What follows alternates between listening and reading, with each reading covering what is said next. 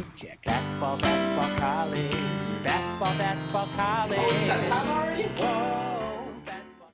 Welcome into another episode of the Heat Check Hangout, the number one source for all things basketball, college. I'm your host, Brian Ralph. Joined as always by my co-host, Connor Hope. Our other co-host, Riley Davis, is going to be joining us here in a little bit, but we want to get started doing some conference resets. We've hit the new year. Conference play is now fully underway across the country. I know we kind of dabbled in it in early December, but that's brought about some interesting results so far, I think, Connor. And there was none more so than kind of the crazy Thursday night that happened in the West Coast. You had UCLA almost being upset by USC, but they ended up holding on. Arizona held on. Gonzaga almost lost San Francisco, held on.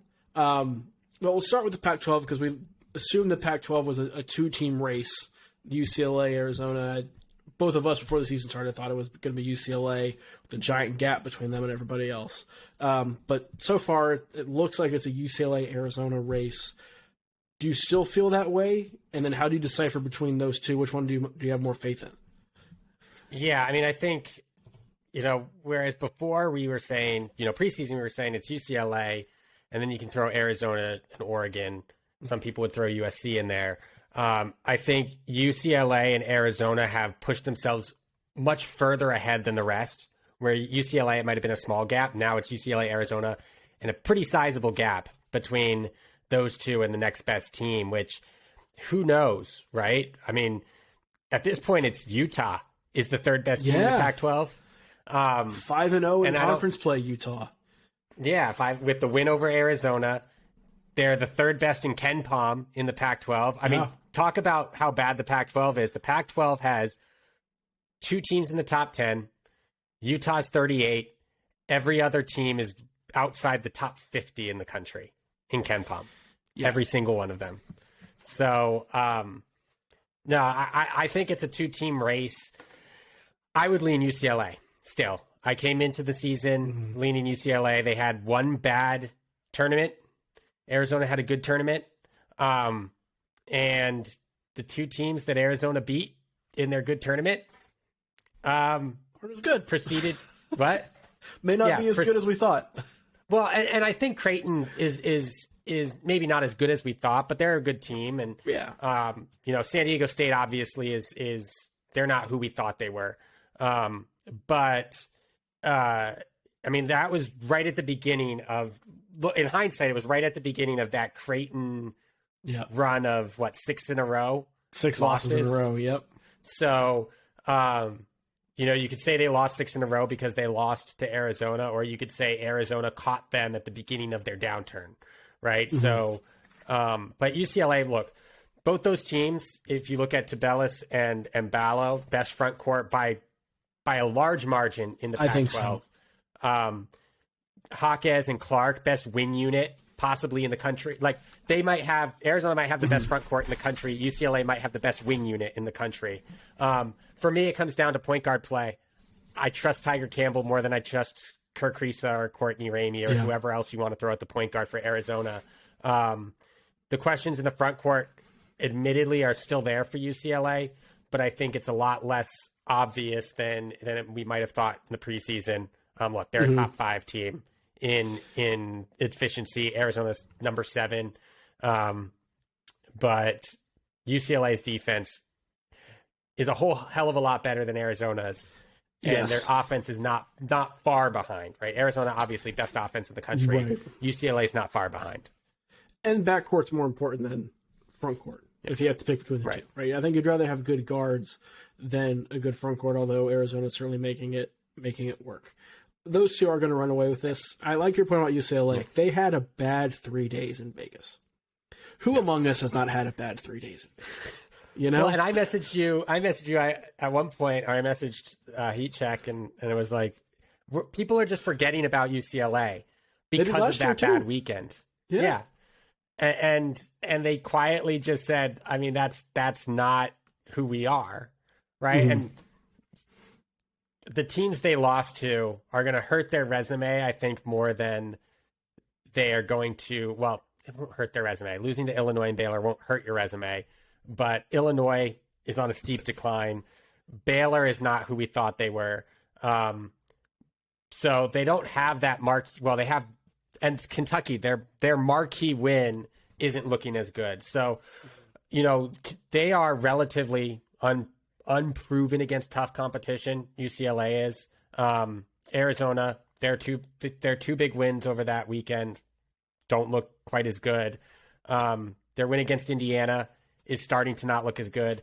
Their win against Tennessee is the best win of the bunch. And so, they'll hang their hat on that. Arizona should be seeded higher, but I still like UCLA to win the conference. And we've made it pretty clear what we think of Tennessee. Where they're fine. They're a good team. But I don't think they should be competing with this caliber of team on the level that UCLA and Arizona are at. UCLA and Arizona will play twice this year. Pac-12 schedulers were smart in that regard. First game is going to be January 21st, a couple Saturdays from now, in Tucson, and then they close in Westwood, the regular season finale. That game senior night for UCLA. Yeah, that game could decide the regular season title in the Pac-12. But the other teams you mentioned, Utah has been a big surprise. They're 5-0 in Pac-12 play. I'll point to Arizona State as well. I don't know how much we believe in the Sun Devils, but they've made a lot more noise than we expected. I thought they would finish 10th in the league, and I guess so early enough they could, but I think it's also pretty clear that's not going to happen. What has surprised you the most about those two teams? Like, why have they been able to have the success that we did not think they were going to?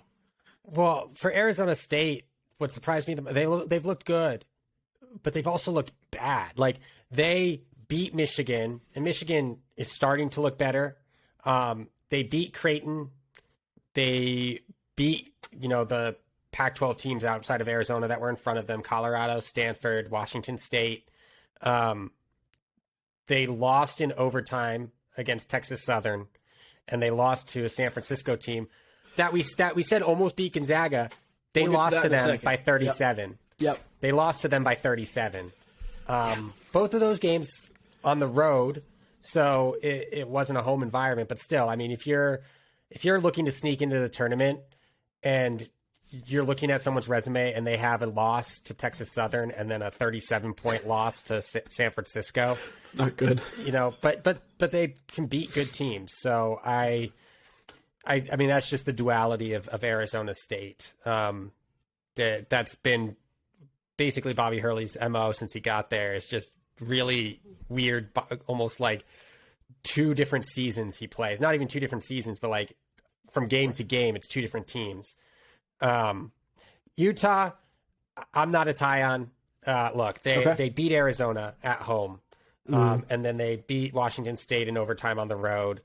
But you look at the other top teams they've played. I'm not a Stanford fan. TCU, they lost in a semi-home. BYU, they lost. Mississippi State, they lost. Sam Houston, they lost. So you look down the list, and they have that one, maybe two wins you can really hang your hat on if you consider Washington State they're just inside the top 70. But I still don't view them as that kind of quintessential, this is a team that I'm looking at that can actually make the tournament. They'll certainly throw a wrench in things, and they've already done it. But outside of Brandon Carlson and maybe Gabe Madsen, you're not really. I'm not really confident that this is a tournament roster more so than they picked up a one good win, which is why they're still 5-0 in the conference.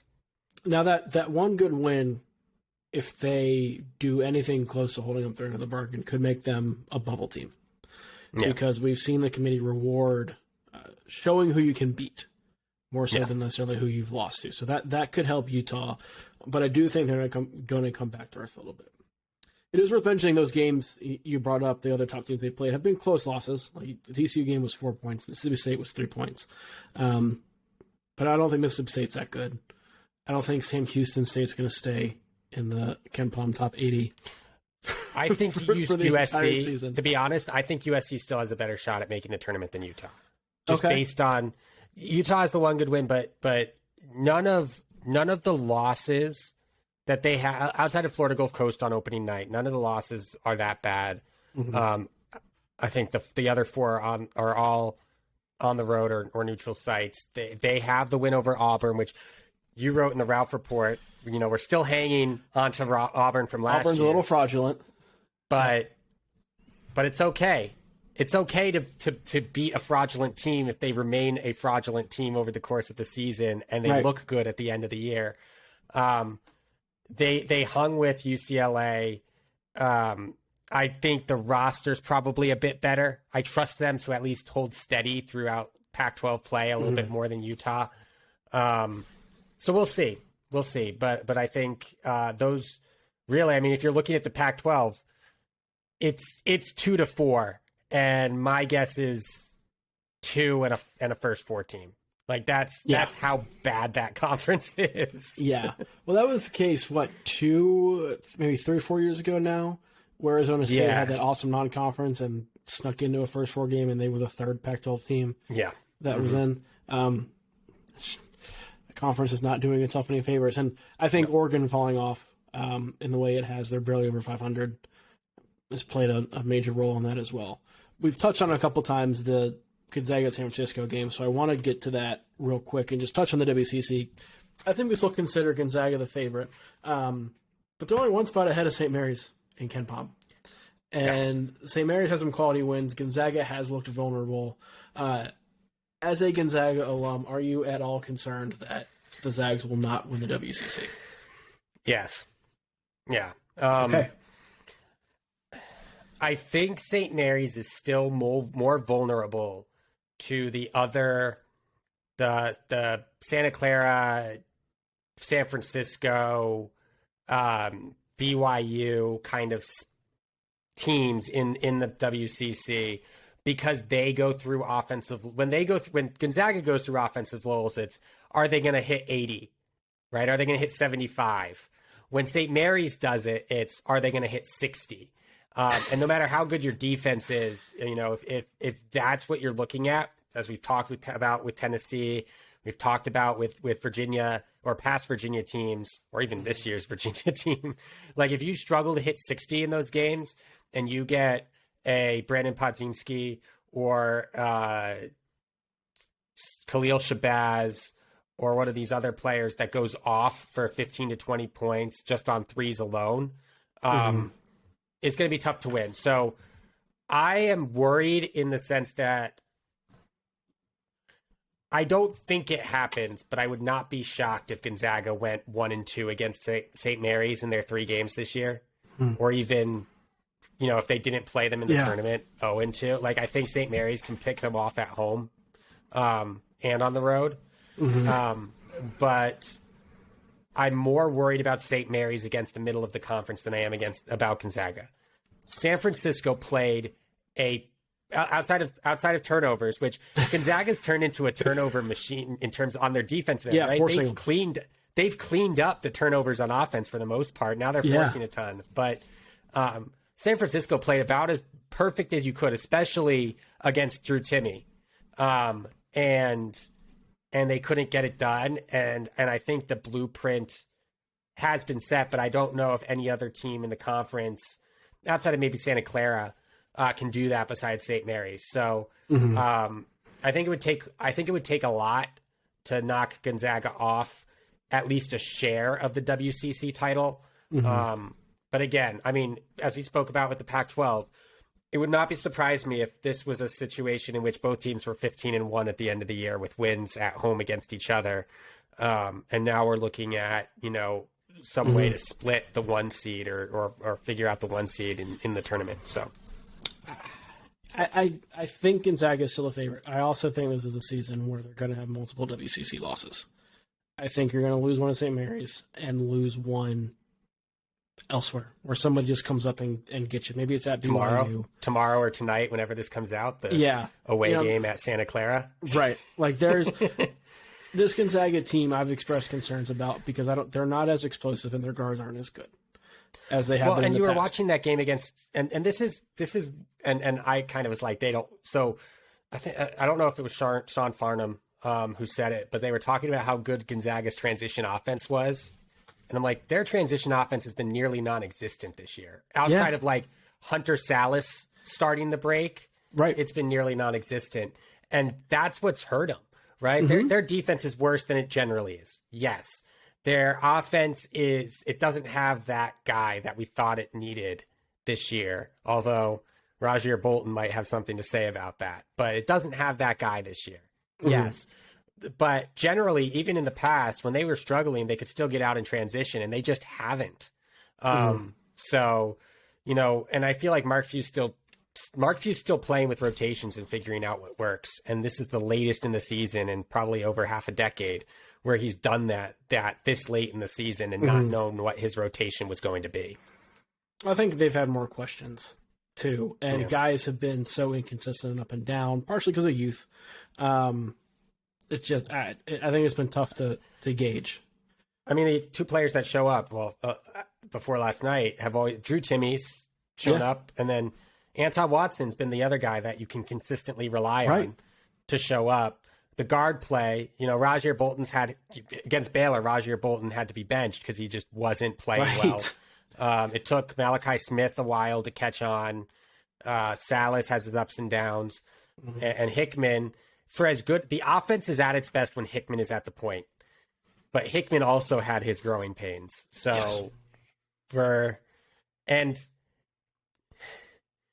has Julian Strother shown market improvement in anything since returning? Maybe 3-pointers, maybe. I think his 3-point percentage went up by like 0.5%. He was a draft prospect that people talked about because of his tools and potential, right? Because you're like, oh, here's a fluid 6'7", 6'8" athlete on the wing. Yeah. That's nice. The skill set wasn't there last year, and it hasn't been there. Like I don't want to talk about getting in people's heads, but he has not shown the like aggressive mindset to take over a game or be like, I'm going to be the guy. He seems comfortable as a role player, which is fine. This Gonzaga team, though, does not need him to be a role player. They need him to be a guy, and he hasn't been, hasn't stepped up, and that's hurt them too. I think not getting the kind of contributions from him that they expected. Right. I mean, I think the biggest bright spot this whole season has nothing to do with this season. I think Ben Gregg next year, when he takes over as the starting 5, is going to be really good. He's shown which flashes. Isn't saying much, but he's shown a lot of flash. And there's been games where he was the only play, like he came in the game and actually impacted the game in a significant way, in a way that you generally don't see from an 18-year-old who's coming off the bench. So yeah. One second, I'm gonna let Coco out because my wife just got home. And then we'll go Mountain West real quick. Yep.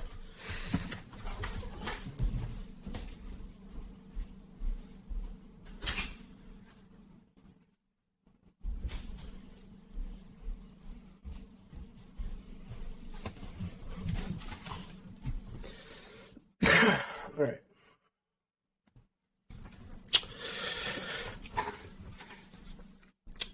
I want to touch on Mountain West too before we go back to power conferences, because the conference was the home of the last undefeated team in the country.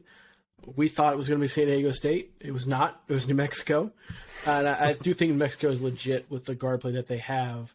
But this league is also tough. San Diego State, still around. They had the bad trip to Maui, but they have only one other loss since then, undefeated in conference play so far.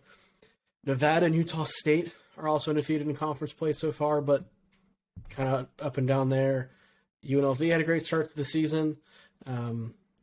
Colorado State's been down, but I think this league, top to bottom, outside of Air Force, is as good as any on the West Coast. I think top to bottom, and I'm going to include the Pac-12 in that. Is New Mexico the team to beat in there? Is it still San Diego State? How do you stack that up as we get into January here? It's still San Diego State. New Mexico's looked good against pretty, they're like Utah, except I think Utah's played a tougher schedule, right? They have their New Mexico is hanging their hat on the road win against St. Mary's, and a home win against Iona, right? Mm-hmm. They're hanging their hat against, the St. Mary's and Rick Pitino. They have that loss on the road against Fresno State. They almost lost on the road against Wyoming. So, they're one shot away from being 1-2 in conference. And so I think they're a tournament team, but I think what we've seen from San Diego State, at least in flashes, has me thinking that they're the favorite, at least in a season-long perspective. Look, San Diego State might not win the conference tournament. I think Utah State's really good. New Mexico can win it. I think the fact that UNLV has looked good at points, not lately, but at points this season, has shown me that, especially with where the tournament is played, they could win the tournament. But as far as winning, 18 games in the Mountain West schedule, or playing 18 games, winning as many as you can, San Diego State, for me, I think, has the fewest weaknesses. Even with as good as New Mexico's backcourt is, I do think San Diego State, when they are on, is the clear best team in the conference. And even when they're not on, look, none of their losses were. Well, Arizona State ended up as a blowout, but I think they led pretty late in the first half in that one, if I'm not mistaken. And then the second half was just, Arizona just ran away with it. But this San Diego State team with Trammell. Trammell's the star, right? Yeah, we thought it was going to be Matt Bradley. He's been the guy we thought Matt Bradley was going to be. So he's been what we expected from Matt Bradley, and so I think from that perspective, you've got to give the edge to San Diego State. Although the top isn't as good as the Pac-12, but the middle and bottom is certainly better. Yeah, and so it's going to be a really tough conference no matter what. For sure, I still lean San Diego State as well. Defense is good. It has not been like the dominant force it was last year. I expect that to come still at some point. The offensive issues still pop up every now and again. And it was a rocky start to the season where if they weren't getting out in transition on the fast break, it was still an immense struggle to score in the half court because they didn't really run anything. I think they're still trying to figure out how to incorporate their new pieces. It's not totally ironed out yet. They have Mountain West play to do that, and I think there are enough breathers, I say quote, quote, breathers, where San Diego State's talent advantage in conference play will allow them to toy with some things against the bottom half of the league, even if the bottom half is improved and solid. So I would still lean San Diego State. I think New Mexico is a little bit more legit just because of how good those guards are. I'll be shocked if they don't finish top 3 in the league. I remember talking to some Mountain West coaches last year when Mexico was struggling, and they were the team that they were most scared to face because of how good Jamal Mashburn and Jalen House were and how explosive they were. And the fact that you could very easily lose to them and it would not be a good loss to have. This year it obviously would be.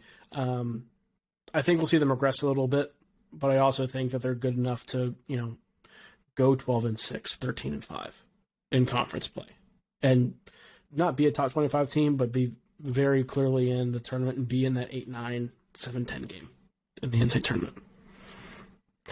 How about Tim Miles at San Jose State, though? I'm just gonna bring them up. Please do. I'm glad you did because I was getting ready to. They're a top 120 team in Ken Palm. They're 2-1 in conference, with the win over UNLV and then a road win over Colorado State. They also have a road win over Santa Clara.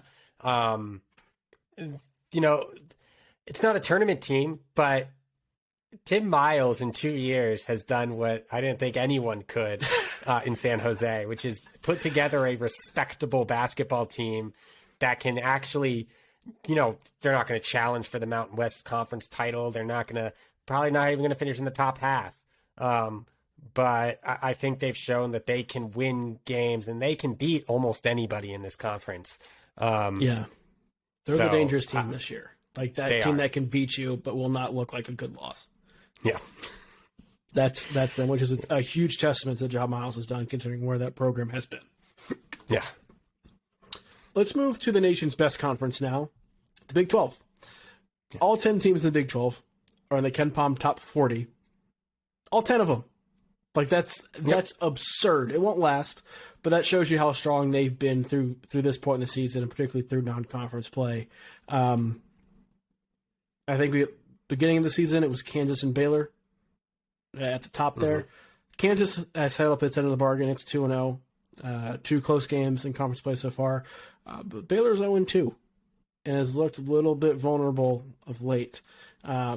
Big surprise from Kansas State being as good as they are in the first year under Jerome Tang. Texas now doesn't have a head coach due to the Chris Beard situation and him being fired.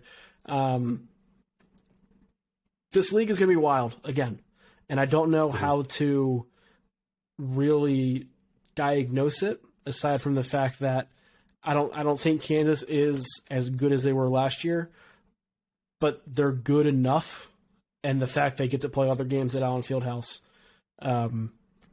I think they win it again.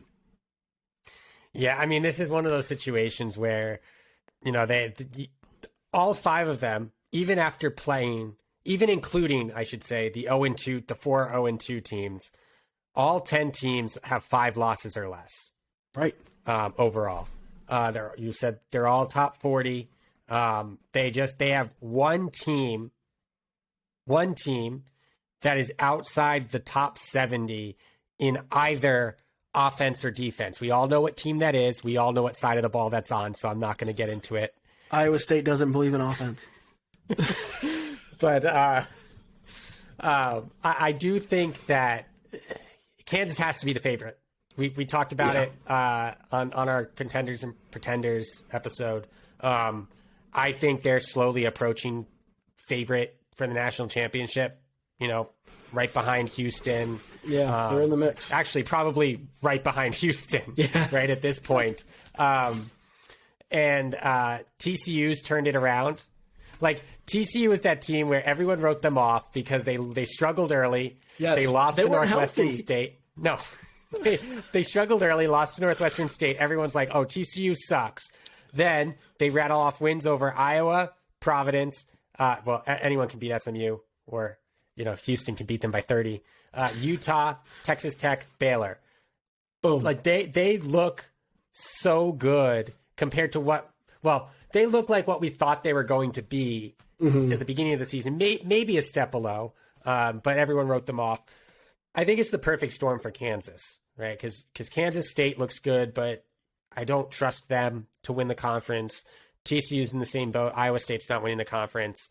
You're looking at Baylor's already 2 losses behind Kansas. And Texas, who knows what that defense is going to look like with Beard gone. So I think Kansas wins this by at least 2 games. I really do. Okay. I think they're that good.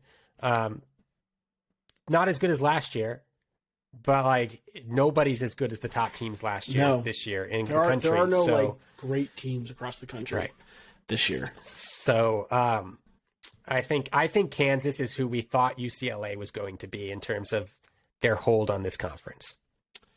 Yeah, I think that's fair to an extent. The one thing I will say about Kansas is that the games they have played, they played Texas Tech in Lubbock, almost blew a lead late, held on. Had to pull off I think it was a 15-point comeback against Oklahoma State at home. Like, they've won 2 games that they've won by a combined 5 points against teams that we project to be in the bottom half of the league. Now, the league is extremely tough, right? Mm-hmm. So we'll see how it goes. I'm not ready to say anybody's going to win this league by a lot. I do think Kansas is the favorite. But I think the win over Texas Tech, though, told us a lot, because you're looking, granted, the Texas Tech defense isn't as good as it has been, but it's still Texas Tech's defense. On the road, in Lubbock, in the hole, managed to win that game with the way Texas Tech plays basketball. And I think that shows a lot in terms of their toughness. But also, I mean, they've just proven it, right? Mm-hmm. Duke, NC State's not great, but they beat them. Wisconsin's not great, but they held on in an overtime game against them. Wisconsin's not great. Seton Hall isn't great, but they put up 91 points against Shaheen Holloway defense. Missouri is a good team. Indiana's a good team. Not great, but a good team. I just like this Kansas. They'll lose games, but I think most of this conference is probably going to be around 500, and I trust Kansas to be at least a game or two above that. Yeah. Having their home games at Allen Fieldhouse is such an advantage, and we've seen this over the last 2 decades, where that alone is good for 2 or 3 wins, and that's typically enough to give them a conference title. I'm trying to not get too excited about TCU. We know they were going to be really good defensively. We know they had the health issues early on that really limited them. But I do think they figured something out offensively, which was the big concern for them. I just want to read this to you from the last couple seasons for TCU. The 2019-20 season, they were 318th in the nation in tempo. 2 seasons ago, 258th. Last season, 246th. Typical Jamie Dixon team. Want to play slow, right? This season, 55th. And they've done that recently, where they just want to get out and play fast offensively. They are not a good shooting team, something we knew going in, but they know it too. So their solution to that has been, let's get up and down the court as fast as we can and get in transition as fast as possible. We saw it's in that the Baylor Gonzaga, game. Arizona way of playing. I mean, Gonzaga and Arizona aren't generally fantastic, or I guess the Tommy Lloyd Arizona and Gonzaga aren't generally the best shooting teams. They'll get to the rack before you have a chance to even think about playing defense. Even on made baskets. Like, they're down at the rim 5 seconds later, and if you're not down there, they're getting an easy bucket. And that, I think, has paid such dividends for them and made them a different. You talked about those teams they beat. Providence has a really good defense. TCU scored 75 against them. Baylor, decent defensive team. 88 points against them. 75 against Utah. Like, they have hit 70 points in every single game they've played since Thanksgiving, with the exception of Texas Tech, but they won that game. If the offensive issues are not going to be issues for TCU, I think they're the second best team in the league. Yeah. And having that win over Baylor in Waco helps, but I think they're the second best team in the league if their offense continues playing at this level. Because if they do everything well other than shoot threes, which play a system where three-point shooting is not as critical, you're going to win a lot of games. Mm-hmm. Yeah, I mean, and especially like when you can play that fast while having a bruiser like Eddie Lampkin playing the post. Yeah. Like that's just an added bonus, because generally that's what holds you back. Like that's what I think would have held them back from being able to play this fast, is just having someone of the size, stature, and play style of Eddie Lampkin, or what we thought was his play style of Eddie Lampkin, manning the post. And now that, you know, he's proven he can play in this up-tempo style. Look, I mean, this team has looked good since they've looked bad. So they're like UCLA. They looked bad early. People wrote them off, and they just haven't looked that way since. Yeah, and again, I'll say this so I'm blue in the face. They were not healthy early on. They were missing most of their key players, particularly in that Northwestern State game. Mm-hmm. You take those guys out, you're not going to play at the same level. Now, they should have played better than they did, but with their full complement of guys, they have been awesome. Before we move on, I want to ask this: how many teams from the Big 12 do you think make the NCAA tournament? How many do I think make it? 9. 9? I'm going to go 8. 9. I'm going to go 9. Okay. Who's left out? I think. Is it Oklahoma? Probably. Yeah. Probably Oklahoma. Yeah. I think Oklahoma. I think West Virginia falls out of there too. I think Oklahoma's going to be hurt by that Sam Houston loss, as Sam Houston starts to come back to earth. West Virginia, they just don't have a good win. They'll pick those up in Big 12 play. They don't have a bad loss.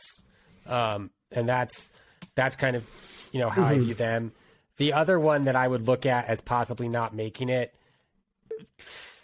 Oklahoma State. Yeah, they have the loss against Southern Illinois performances. and UCF, and the only win they have in the top 70 is West Virginia. And Sam Houston State's the only other top 100 win, right? So yeah, if I were to say 8, I would say both the Oklahoma schools are out. But I mean, again, there's a ton of basketball left to play in the Big 12. Yeah. And I think you're looking at 7 as the floor, right? With Kansas State being one of those teams in, and Iowa State and their sub 100 offense getting in.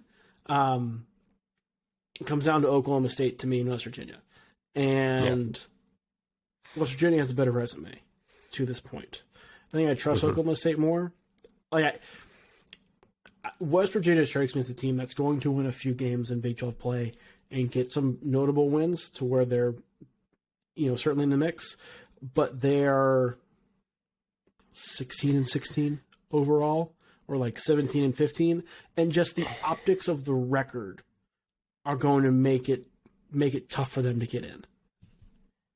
For me, with West Virginia, it's how long can we trust Eric Stevenson and Joe Toussaint to be what they've been to this point in the season?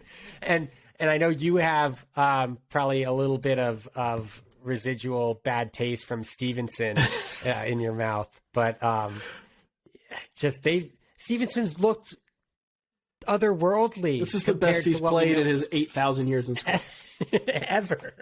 And so, I don't think that's going to continue too. Yeah. I mean, it's a lot of they've got Trey. It's a lot of good transfers. I just don't know how much we can trust them. How long is Stevenson going to continue shooting 45% from the floor? How long is Trey Mitchell going to continue to be, a very efficient scorer at pretty much any level you put him at?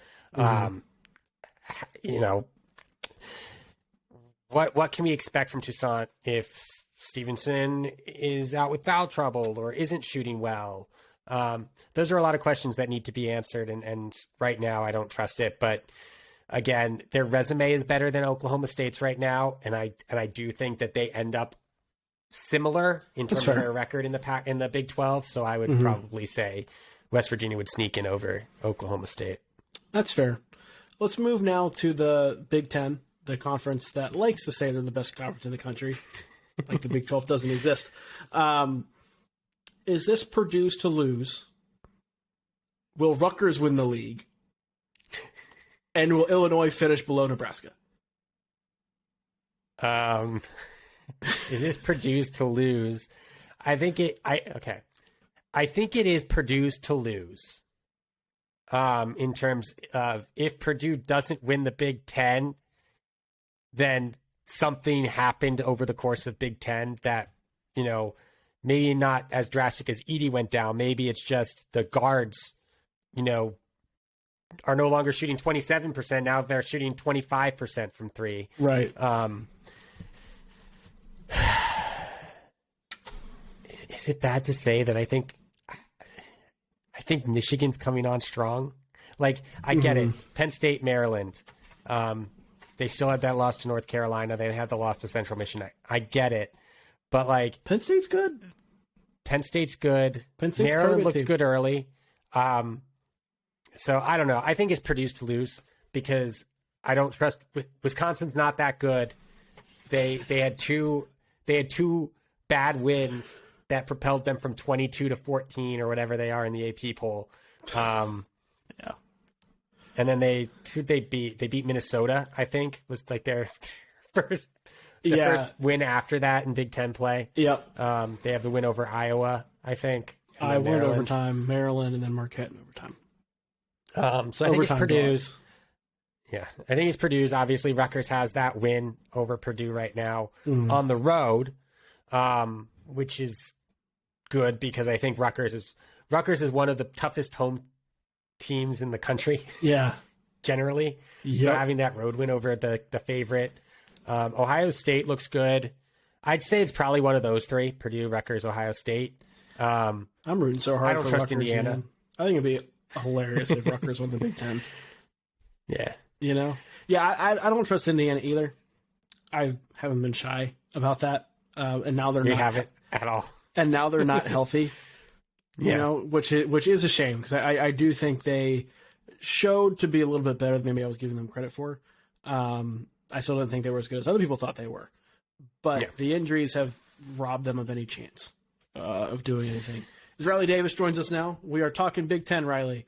We're talking Indiana and Illinois and the bratty issues that are happening there. Oh man, I really came in for the heavy hitters. Two teams whose fan base is probably feeling great right now. Yeah, we started on the West Coast. We're making our way to the East Coast. We're just touching on the major conferences. But let's talk about Illinois because I think my preseason comment was that Illinois will only go as far as Sky Clark will take them. Sky Clark is no longer at the wheel. Whoops. It seems like the only player that actually enjoys playing right now is Coleman Hawkins. Is that wrong of me to say? No, I don't think so. But isn't Coleman Hawkins shooting something like 20% from three right now, or maybe even? But he's having fun doing it, Riley. Hey, sometimes look. I mean, I know we'll get to the ACC. I know y'all have saved it for me, and I happen to cheer for a team that features a player that has a lot of fun while taking some bad shots. So who am I to hate on Coleman Hawkins if he's having fun shooting 18% from three? The question Brian posed, Riley, is will Illinois finish behind Nebraska in Big Ten play? as they currently sit. Huh. Initially, like, my gut reaction was to say there's no way. Like, Nebraska is still Nebraska. I know they have had some moments where they've looked a little bit better, getting the big one over Creighton, pushing Purdue to the brink. And I kind of like what they have with the tall point guard from, North Dakota or South Dakota State? One of the Dakotas, Sam Grizel. I like that kid. I think he poses a matchup issue, and, you know, Hoiberg loves those tall point guards. But yeah, even with those, with where they've been a little bit better, I'm inclined to say no, just because even without Sky, Illinois still has way more talent and a better coach. But gosh, you can't rule it out right now. I mean, it seems like it's just been this Molotov cocktail that's been waiting to explode since they literally beat Texas at Texas. It's like, all right, well, let's all hate each other now. Like, I don't know what happened there, but And that's the thing. Like, Illinois has to turn this around. Right? They're too talented to not. But the volatility of attitudes in that locker room, both on the coaching staff and from the players, could make this situation like we saw with Indiana a couple years ago, where Indiana, I think, lost 12-13 or 13-14 in the league play or something. Like, it would not surprise me if Illinois just totally bottomed out. That's a realistic scenario. Well, going back to my Pac-12 comps, where I said Kansas was what I thought UCLA was going to be, Kansas in the Big 12 versus UCLA in the Pac-12. Illinois is quickly becoming what I thought Arizona State was going to be. Just a rock. There's a lot of Bobby Hurley and Brad Underwood right now. That's good. I like that. that is a good Riley, I think we've said we think Purdue's the favorite right now. I'm going to jump off and pass it off to you guys. Take it the rest of the way. If it's not Purdue, if Purdue does not win the Big Ten, who does? I'm exceptionally high on Ohio State. I love watching that team. I think Bryce Sensabaugh is an absolute star. Just the shot making he brings at his size, how advanced he is scoring the ball, what he can do off the bounce is so fun to watch. And like, I was scrolling through some NBA draft Twitter the other day, and someone compared him to Jamal Murray, which I was like, that is such an insane comparison on the surface, just looking at their body types. But if you watch the way that Sensabaugh plays with the ball in his hands, it's not that insane. What he's able to do, how he's able to get to his spots, it's just a ton of fun to watch. And I think as Bruce Thornton continues to progress, I mean, I think he had a bit of an off night against Purdue, missed some shots that he's hit for most of the year. I think his shooting touch is pretty close to elite as you're going to get from a freshman guard, especially a kid who wasn't a 5-star. And I think Akpara's been pretty good as well coming off the bench. That freshman class, I think if they hit their ceiling along the way and avoid running into a freshman wall, I mean, we saw it last night without Zed Key. I mean, Ohio State had I'm not going to say they necessarily choked that game away. They had Purdue on the ropes, but Fletcher Lawyer just made a great shot. I didn't like that. I mean, pretty untimely double team on Zach Edey, leaving Lawyer wide open, but it felt like Ohio State belonged without what would we say, Zed Keys at worst, their like second best player. Yeah, and with the way that Purdue had been shooting threes in that game, I don't think leaving Lawyer open in order to double team the best player in the country was necessarily the wrong decision. Mm-hmm. It was just, that was the decision that had to be made, because Edey had made, I think, the shot on the possession earlier right over the top, right? So you kind of had to put pressure on him. I agree with you. I hated that they doubled from the strong side. Like, that's something I've seen a lot of teams do that this year. I mean, UNC has done it a decent amount, and it frustrates me every time it happens because it's an automatic step-in three every time. And I know some teams have the personnel, but they have the length and athleticism.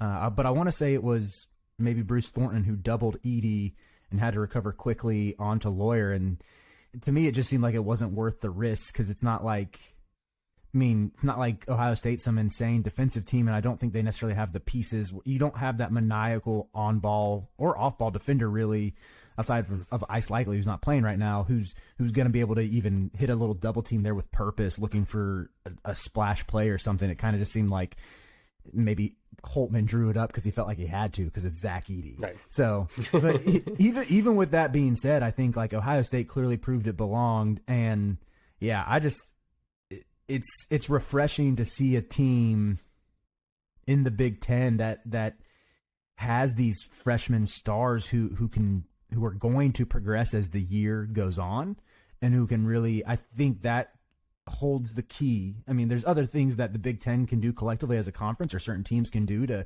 maybe get over some of their postseason woes, but I think having that high-end talent, like, I mean, Sensabaugh is a pro. I think Bruce Thornton eventually will be a pro. I don't know about Okpara yet, but having that type of high-end talent that adds an extra level of upside that you don't see a ton in the Big Ten, I think is just a delight to watch.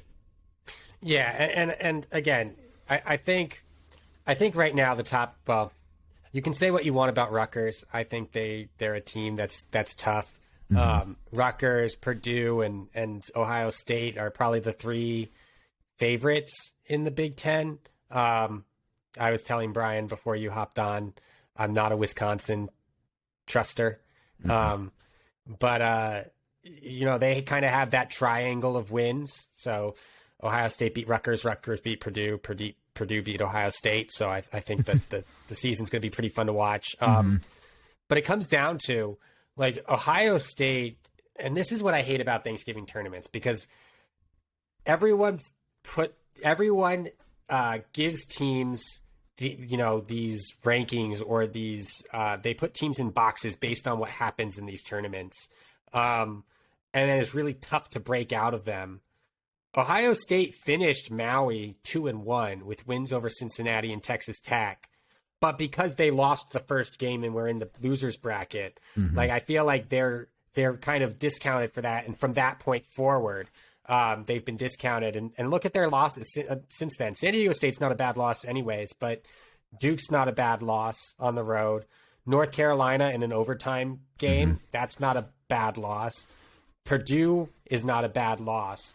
And they have the win over Rutgers. They have the win over Texas Tech. Like, this is a good team. And this is me ranting a little bit, but I just hate the fact that if you don't win that first game in a tournament, it's almost like people write you off immediately. Or in UCLA's case, if you lose 2 against Baylor and Illinois, people write you off. And then, it's really tough to claw back from that, even though all the metrics say that Ohio State's a top 10 to 15 team in the country. 11th on KenPom right now, which is crazy. Yeah. Just did not see that at all going into this season. But yeah, I agree with you as Rutgers as well. Just when you have a player like Paul Mulcahy who can pose matchup issues with his size and his ability to handle, facilitate, and everything. Plus, I mean, Amari is he's kind of filled that. I don't want to say, I guess there's not really a void, because, Dickinson, TJD, probably forgetting some people off the top of my head who are back with sort of like those dominant big men, but Edey, of course. But, he's next in line. Yeah. So so we started out West. So we've talked about West Coast teams, Big 12. Let's move on to the SEC. I think there's a little bit of a shakeup at the top from what we were expecting, right? We were, I was the only one, I think, that picked Kentucky. I think everyone else at HeatCheck picked Tennessee. Tennessee's still at the top. But some people might have picked Arkansas. I want to say someone picked Arkansas. Yeah. So Kentucky struggled. Arkansas obviously has whatever's going on with Nick Smith. Brazil is hurt. That's tough. That's tough because those were two key players for Arkansas. Obviously, Brazil came off the bench, but Nick Smith was looking to be their starting point guard. Anthony Black stepped in admirably, but he's not Nick Smith. It looks like a two-team race at the top of the SEC between Tennessee and Alabama. I know who I trust to win the regular season title. I wanted to know from you who you think will win the SEC. Or, I mean, if it's split, who do you think will be the better team over the course of the SEC season? Yeah, I'm probably on the same wavelength as you as far as if you're implying what I think you're implying, and that's Tennessee's a bit more trustworthy. I think even though Alabama has a top 15 defense, what the Vols can do being, I think they're either the best or second best defense in the country, and they've been able to reach that without Josiah Jordan-James for most of the year. And I think Ziegler has lived up to the hype and then some as an on-ball defender. Having someone in the front court like Olivier Kamwa who can guard multiple positions, provide a little bit of rim protection has been huge for them. And they just they bring studs off the bench too, like Jonas Adu, a sophomore big man. When he checks in at the 5, you're not really getting much defensive drop off, and that provides them with a floor that is just so high, contrasted to an Alabama team that has a ton of talent, a ton of future pros, but some of their turnover issues and just some of the general volatility. I think the Vols would be probably a safer bet to win the SEC regular season, but I think Alabama has a higher ceiling for sure. See, I'm the opposite. I think we've seen enough from Tennessee to know that this is the same Tennessee that we've seen. They haven't lost all those games, right? They managed to beat USC. They beat Kansas in a very low-scoring game. But, I mean, Alabama, even with the turnover issues, right? They went up against Gonzaga, gave up 100 to Gonzaga with a ton of turnover issues, and still dropped 90 and stayed within 10, right? Their only other loss is to UConn. They have the win on the road against Houston. They beat a pretty good Memphis team. I think they looked slightly better against the Mississippi schools than Tennessee did. For me, it's this. I think both of these teams are on par with each other. Like, I think 1A, 1B. One team has Brandon Miller and the other team doesn't. And I gained, and I was telling Brian this over the holidays, I gained more trust in Alabama in that loss to Gonzaga than I had after the win over Houston. Because in the win over Houston, you could point to Alabama has a good defense, and Houston's offense can be suspect. But there were points in that game against Gonzaga where you felt like Brandon Miller was just going to win that game by himself. And I think more times than not, he does. He just happened to run into a Gonzaga team that was playing the best offense they had played all season. And so they have a tough test. They have Kentucky at home, Arkansas on the road, and then they kind of hit the LSU at home, Vanderbilt, Missouri, Mississippi State, Oklahoma, Vandy, LSU. Like, they hit like that. It's not easy. Missouri's in there. Right. Oklahoma's in there, but like they hit that stretch of games up through like mid-February where they'll face Auburn and Tennessee. That I think their schedule sets up a little bit nicer. Tennessee's SEC schedule compared to Alabama's, I think, is just, I mean, it's just brutal. It really is. Like, it doesn't have like that stretch of games where you can just go like pretty methodically through them. and they have not an SEC game, but they have Texas thrown in there as opposed to Oklahoma. Now, how good Texas is going to be without Chris Beard, we don't know. But I think the one benefit Tennessee has in that is that they have Alabama at home, and that's the only 2 times those teams play. So, yeah, I mean, I like a little bit of disagreement. I think it's just, I've been relatively high on Alabama since the preseason, and I'm not gonna act like I envisioned them being a top 5 team. I was very intrigued by their guard depth, having Jaden Bradley plus Quinterly coming back, plus Namari Burnett finally healthy, and Mark Sears. I think just the backcourt, and I didn't even expect Rylan Griffin to provide anything, and he's been pretty excellent for them off the bench. So part of that, it's materialized more impressively than I expected, but I don't know. There's something about those turnover issues, about some of the streakiness of their shooting, to where I'm like, they just seem more volatile to me than Tennessee, who can, they might go through pretty stagnant stretches offensively, but they're able to go on the road against a decent opponent like Ole Miss and endure an off shooting night and still win, like what was it, like 58-52 or whatever that game was. And and that's what happens when you have the best defense in the country. You can grind out wins like that, and that's why I like them to sort of outlast the grind of the SEC schedule. But I don't know. I'm going to have a tough time picking against Alabama in March, just because of how enticing that advantage is with their guards pretty much every night. Plus, and that's, I mentioned the guards. I'm not even haven't mentioned their best perimeter player, like you said, Brandon Miller, who, in some ways with that loss to Gonzaga, it sort of seemed as if people glossed over his individual performance, where he had 36 and was making everything. Well, and he was, it wasn't like some of them were wide open, but like, some of them were contested. Some of them he ran off screens, caught and shot. And you what could the defense do at that point? But he made them from NBA range. So final question on the SEC, because this is something I've been noodling on. If you had to pick one of these teams that you trust more to challenge for a conference title, I'm going to leave Arkansas out of it. They're hurt. We don't need Kentucky, Auburn, or Missouri. It's probably Kentucky, but they've also looked pretty bad. Missouri's looked much better than we thought they would. And then Auburn, I think we're just hanging our hats on last year. Nah, I've said for 3 weeks plus now that Auburn is mega fraudulent. I'm sticking with that.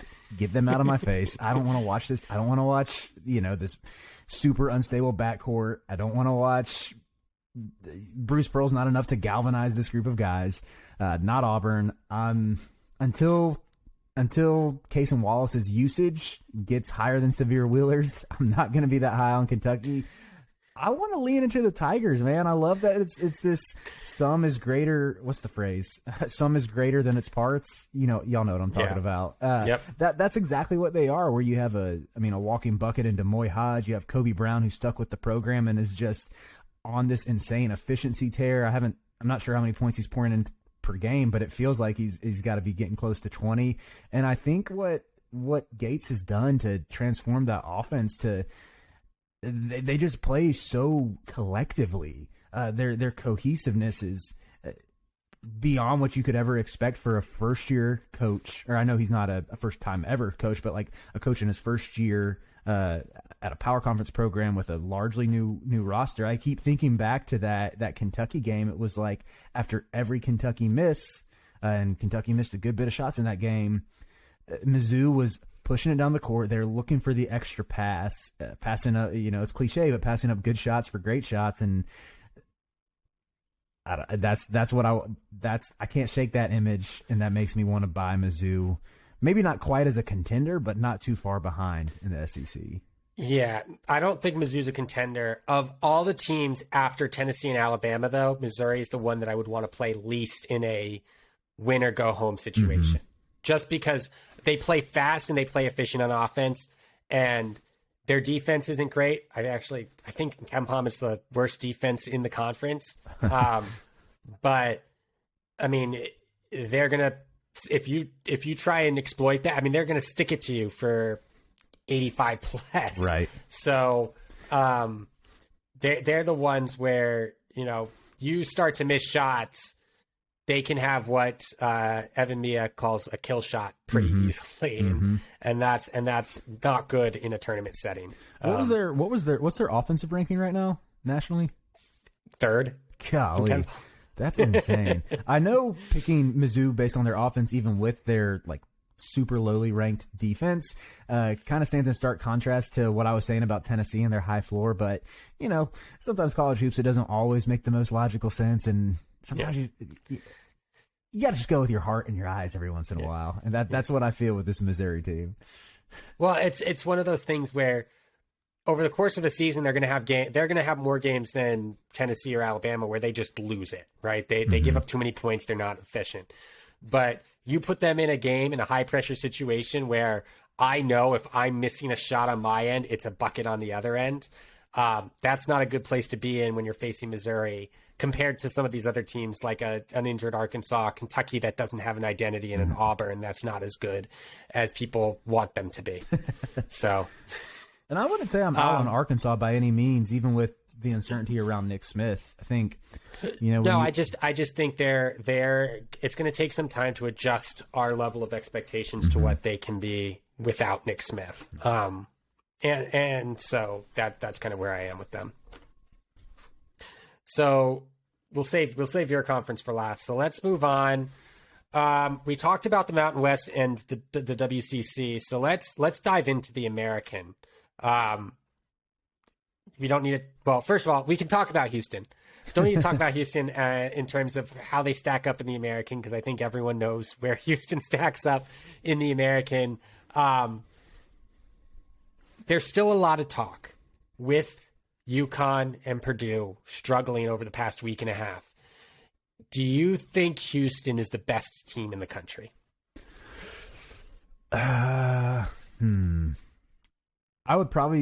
I'm still inclined to vote for UConn number one this week. And I know they got beat by double digits 2 games in a row now, but they were on the road. That Xavier game, I think, was a lot closer than the final score indicated. Xavier pulled away late.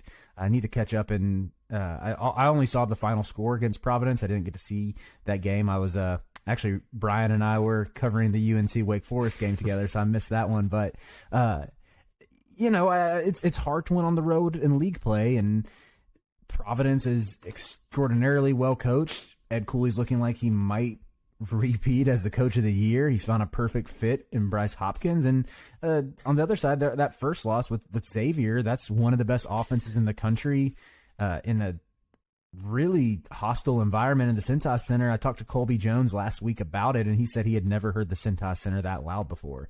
And that was even at a game before students were back. And it was the best environment that he had played in since being at Xavier. So that's where I'm willing to give them a pass based on what we've seen so far. I would say I'm a little bit where I would say Houston could have the higher ceiling. Again, comes down to the pro talent. I think Houston having a guy like Jarris Walker, who's going to be a lottery pick, and I want to say, I think I saw Walker scored something like 25 points in 23 minutes against SMU yesterday. But and I don't think UConn. I mean, I think Andre Jackson will play in the league. I'm sure Jordan Hawkins will get there eventually. But they don't have that lottery type talent that Houston does that could ultimately give the Cougs the edge. But right now, I'm still leaning on that 14 game sample size we had of UConn, where they were winning every game by double digits. What do you think, Connor? Yeah, I think it's really close. I'd probably lean UConn as a team over a season long. I'm still sticking with Houston as my national champion, though. Guard play wins in March. I think UConn's front court and wings are excellent. I still have questions about their guards in a tournament setting. And for even with struggles from some of the guards for Houston, I still trust this backcourt almost, probably more than almost any other backcourt in the country. As you mentioned, Jarris Walker's looked fantastic. So I'm probably picking Houston to win the national championship. I think it's really close.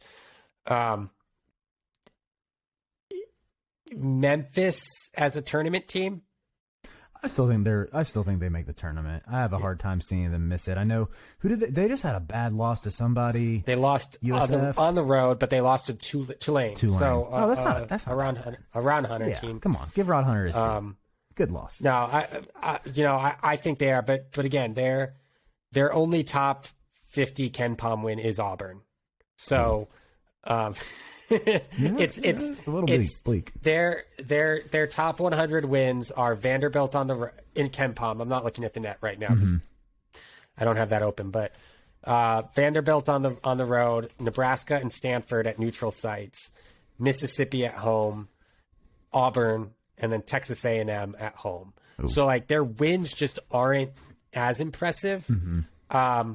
Their losses are St. Louis, Seton Hall, Alabama, and Tulane. So I think Memphis is a tournament team because the only other option really at this point is UCF, and they have that awful loss at home to UNC Asheville, and their best wins are Oklahoma State, Santa Clara, and Mississippi. So I'm not going to give them that much credit, but I do think it's a too big conference. So I think Memphis sneaks in.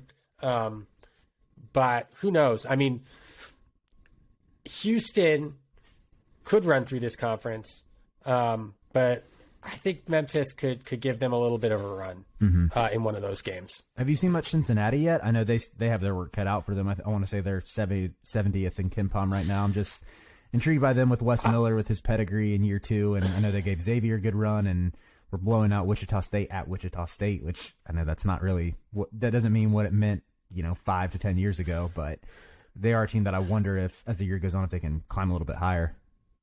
I think they're a good team. I do think they're good.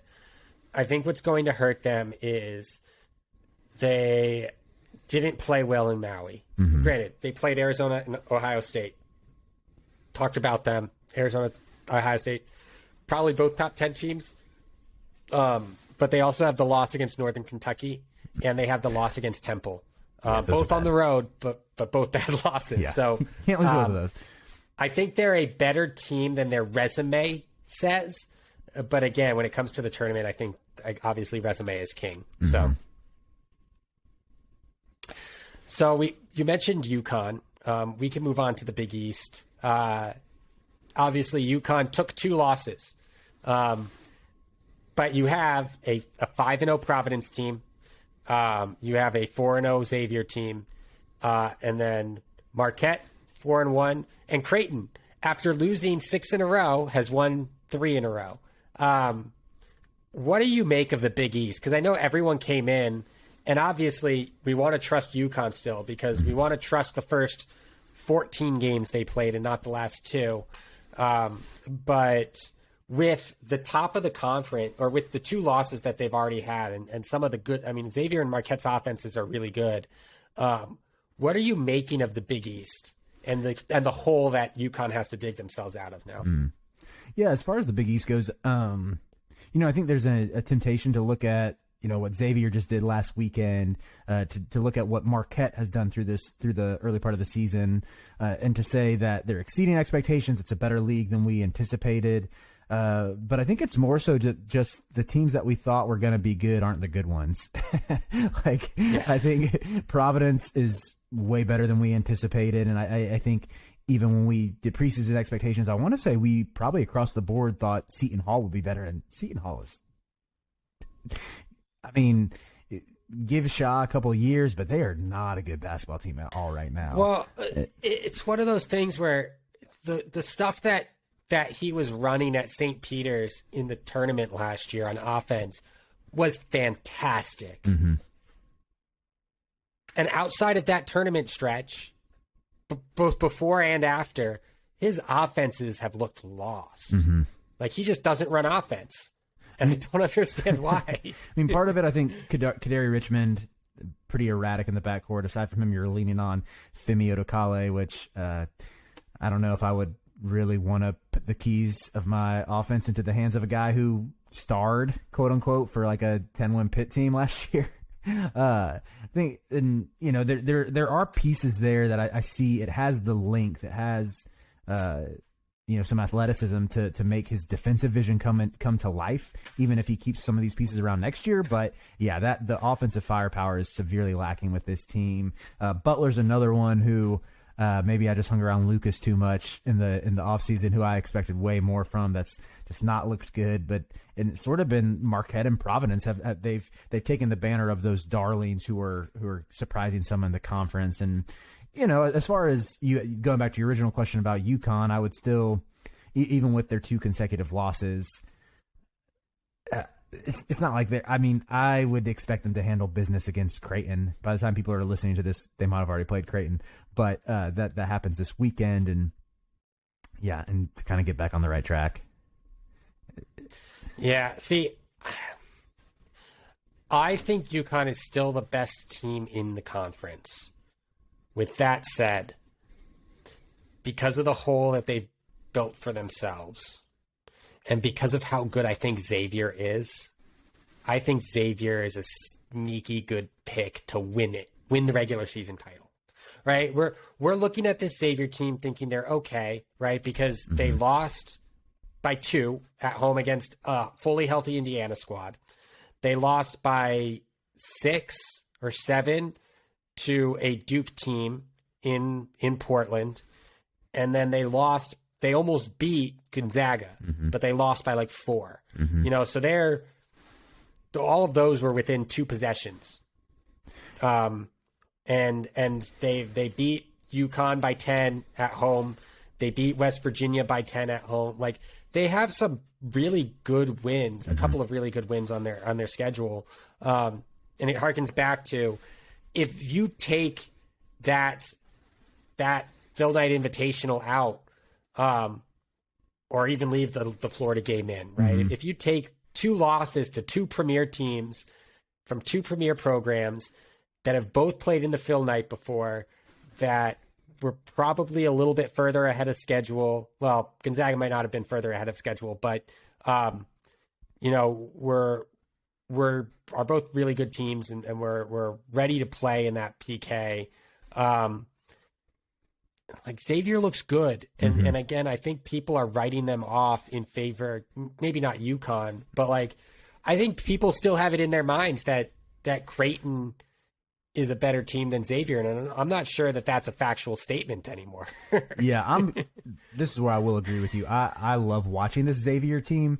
I think the offense is, they might be one of my like 2 or 3 favorite teams to watch this season, because they share the ball so well. I mean, they're 3rd in the country in assist rate. They find a way to score in a variety of ways. I think I wrote about it recently, where they're top 25 in the country for field goal attempts at the rim, like what percentage of their field goal attempts happen at the rim, but they also shoot 40% from 3. And I think, like, you see the way, I mean, Sean Miller is playing with 2 bigs like he did at Arizona with Zach Fremantle and Jack Nungy,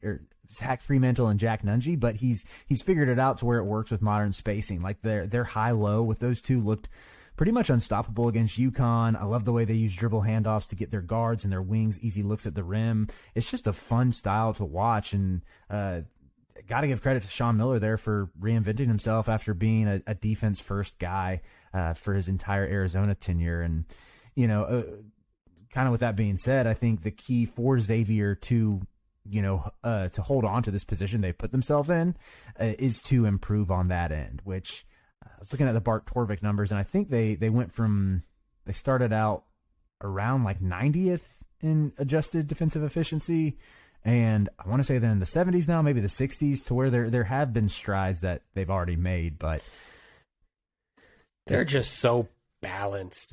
Like, you look at their starting, especially their starting 5. You look at their starting 5, right? All 5 of them are shooting 37, 38% from 3 or better.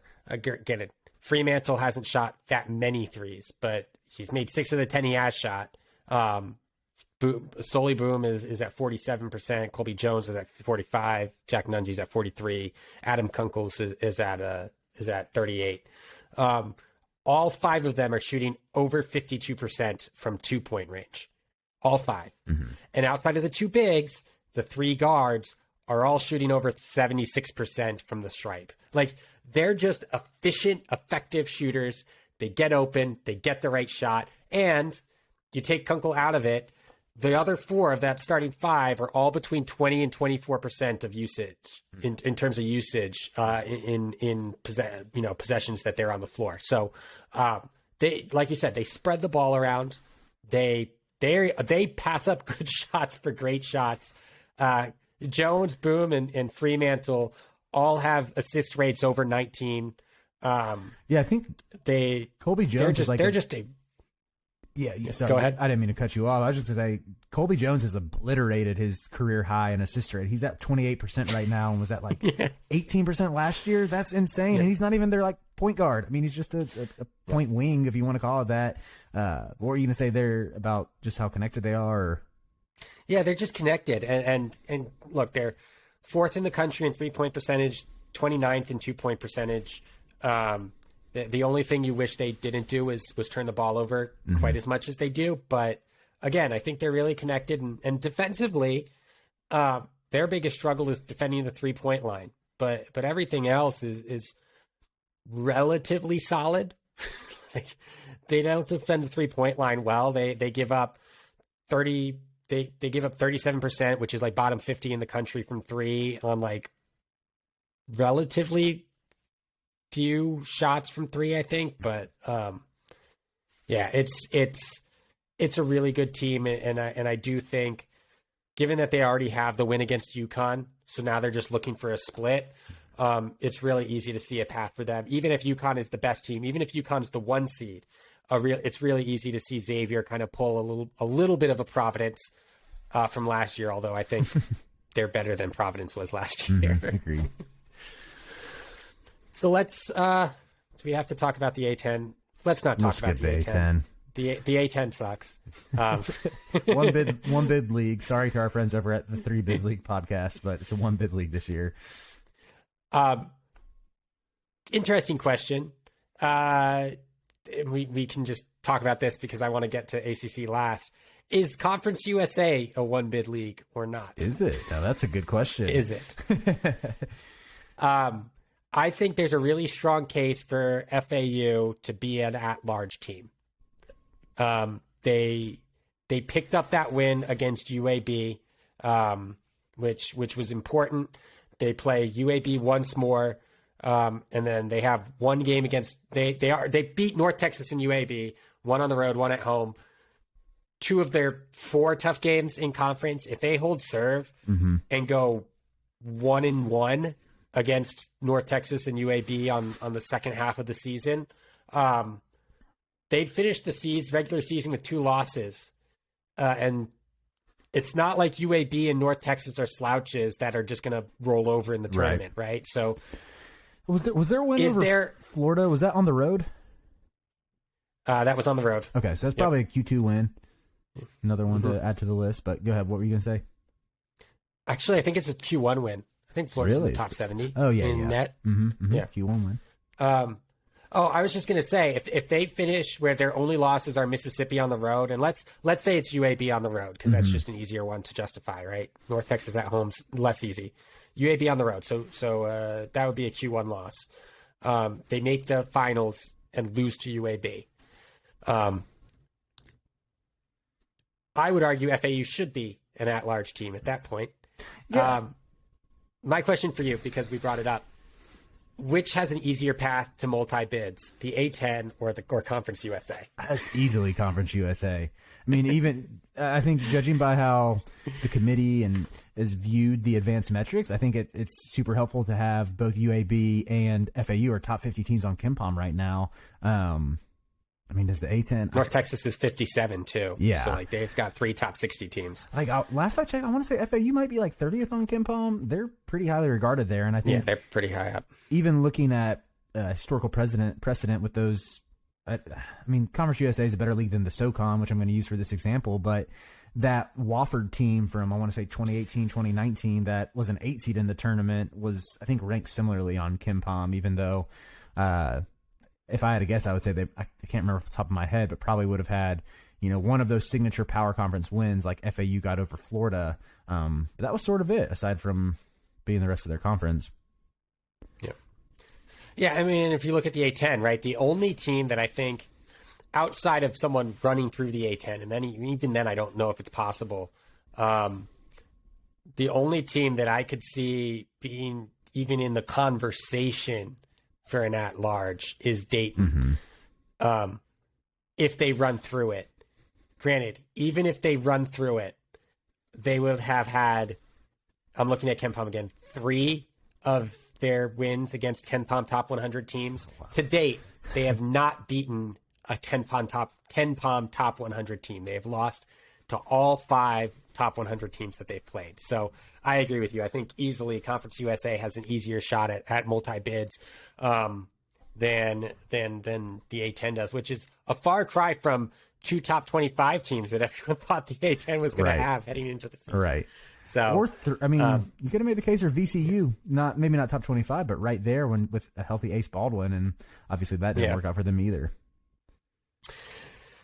So let's jump into the last one, the ACC, your baby, with the teams that we all thought were going to be at the top of the standings, Clemson and Pitt, and Miami and Syracuse, the top 4.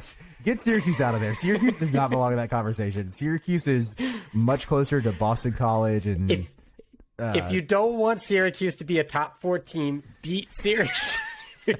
Dude, Syracuse is awful. They should not be in this conversation. I do not want to watch Syracuse, and I don't want to talk about Syracuse. I want to talk about the top. Go ahead. Their 3 wins are Notre Dame, Boston College, and Louisville. Okay, yeah. So, look, I just wanted to come on here and go on my ACC rant. And first off, I will say, I'm not generally a conference pride person. I don't cheer for other ACC schools other than UNC. Hate Clemson in football. Obviously, I cheer against Duke in basketball. I cheer against Miami in basketball. I cheer against Notre Dame in basketball back when they used to be good. That's not even my history. I'm just tired of hearing all the ACC slander where it's like when the Big 12, when the Big 10 beats up on each other, they get praised, but the ACC, because of a couple bad non-conference losses, everybody drags the name through the dirt. And I'm here to say that the ACC is not nearly as bad. It's not nearly as bad as people want you to think it is. Pittsburgh is a good basketball team. I can't believe I'm saying that, but Pittsburgh is a good basketball team. Wake Forest is a good basketball team. NC State is a good basketball team. And I think some of these losses should not be that surprising considering like what we've seen either, with Wake. I'm going to lean on the coaching staff with Steve Forbes being one of the probably 3 or 4 best coaches in that league. And with NC State, I didn't want to admit it with Terquavion Smith, but he's a pro. They have talent there. And with Pitt, I don't know what Jeff Capel did to get this team to work, but it just does. That one I can't explain. That one I can't explain. But I think for me, it's who do I point to as the favorite at this point? Like so again, when we were doing our contenders and pretenders, and we picked our contenders outside the top 10 when we recorded it, I picked UCLA, but only because Brian had already picked North Carolina. Like I think North Carolina is one of those teams. They had they started off the season slow, like TCU. Then they had a really rough stretch against a really solid group of teams, all away from home. Their only loss since then is Pittsburgh on the road. They have the win over Michigan. They have the win over Wake Forest. But they don't necessarily. Their best win is that overtime win against Ohio State. Everything else is outside the top 40. They're 1. Duke hasn't looked good lately. They just haven't looked connected. They look like they're suffering from youth. Virginia is falling into the same trap that Virginia teams always do, which is they don't score enough points to win. Mm-hmm. And Pittsburgh, as good as they've looked, like as good as they've looked, I don't think they're the favorite. Is it? I want to say North Carolina is the favorite still to win this conference, but they lost to Pitt. My leaning before Wednesday would have been Miami, but then they lost to Georgia Tech. Riley, who is the favorite to win the ACC? Yeah, gosh. And Well, is it Pitt? okay.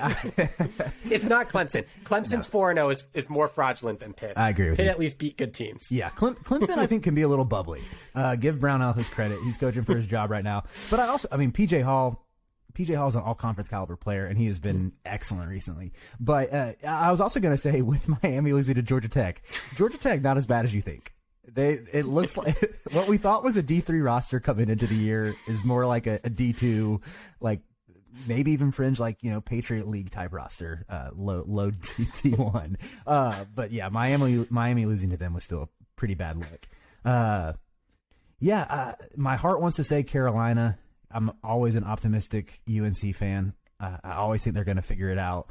But I think kind of with this, what we've seen with pretty much this entire group outside of Armando Bacot and Leaky Black over the last 3 seasons, they've been up and down, and that's where I struggle just with some of the inconsistencies there to pencil them in as the favorite. And Virginia does just feel the safest. I know that they're coming off of a tough win, a tough loss against Pitt. That was also on the road, though. And so, you can give them a little bit of a pass for that. But I think what I would say, the best coach in the conference. They have their own up and down guards with Kihei Clark and Reese Beekman, but at least they can lean on that defense. Someone in the front court in Jaden Gardner who can get you a bucket. Plus they got Isaac McNeely coming off the bench, who I think gives them a little bit of a boost and some youth and energy that they haven't had in recent years. So I would probably give a slight lean to Virginia, but I also, it would not be surprising if Carolina figures it out a little bit more, gets a little more consistency, and really starts clicking. They need to hit their open 3-point shots. They missed a ton of open threes this year, and Caleb Love is in the middle of a really bad shooting slump right now. But if that gets fixed, they'll be right there as well. Yeah. So Brian asked me number of bids in the Pac-12. I said 2, maybe a third in the first 4. I asked him number of teams in bids in the Big 12. I said 9. He said 8. So how many teams for the ACC? Because, like you said, they're not a bad conference. Well, they just have some bad teams. Yeah, the bottom is awful. I won't defend the bottom. BC, Syracuse, but how Louisville. Many bids? I'm like, who is that really bad team again? Who's the one? Right. I completely block out this 2-win monstrosity from my mind. But y'all are terrible. You don't live 30 minutes from Berkeley. I'm tired of you bringing down my league.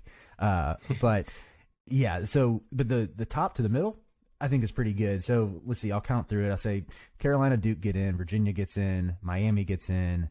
Assuming Hunter Couture comes back healthy, Virginia Tech gets in. I'm going to say Pitt gets in. That's 6. And then I think Wake gets in. Wake already has a good resume with wins over Wisconsin, with a win over Duke. Oh, they have one more I'm forgetting. They have one more good win. But they already have 3 notable resume wins. And then I think NC State is a prime contender to sort of fade. But I think either one of them or Clemson gets in and gets the ACC 8 bids. Okay. I think there's some benefiting there with a weak Pac-12 and a weak A-10 to not having leagues that usually will get an extra bid or 2. And I think the ACC can kind of swipe in and get maybe some of those middle tier teams in. Yeah, because you look at it, right? The Pac-12 will get 2 to 4. The WCC will get 2. The Mountain West will get 3, maybe 4. The Big East probably gets 5 or 6. And so that leaves a lot of open bids for the ACC, the SEC, the Big 12, obviously, and the Big 10. Mm-hmm. But I have a feeling that people are going to look at 8 bids from the ACC and 8 bids from the Big 12 and be like, how did this happen? But I tend to agree. I might go 7, but 7 is probably that's a just safer bet. I'd fade both NC State and Clemson. Mm-hmm. But I don't know. It's a good conference. What's wild is I think, nothing, I wouldn't say anything is necessarily like a lock right now, but it seems so likely that one out of NC State, Pitt, and Clemson get in. I would say it seems pretty likely that one out of NC State and Pitt gets in, which I would have thought was unfathomable 2 months ago. Yeah, I mean, Pitt looks good, though. Like, NC State, I think, has been they've looked good, but Pitt has looked good, which I think benefits them. And so I wouldn't count them out of anything, really. Especially if, I don't know, has he already come back? Or not come back, but I've heard rumblings that Dior is going to make an appearance at some point this season. But that's according to Tristan, so we'll see how accurate that is. But yeah, I mean, well, look, with Tristan, I will say his masochism probably pays off with him subjecting himself to every Pitt game, and being there in person at the zoo for every home game. You know, he's endured a lot over the years, but he's probably got some sources after all that. You hear some stuff on press row, you hear some stuff in those press conference rooms, so. You know, maybe he's onto something when we see Dior make his cameo later on this season. The only thing I know is that Joe Girard is about 8 points per game off the 25-point per game pace that Boeheim thought he was going to have this year. So we got to close with some more shots at Syracuse. That team is awful. Well, that's going to do it for us. For my co-hosts Riley Davis and Brian Ralph, I'm Connor Hope, and we will talk to you guys next time.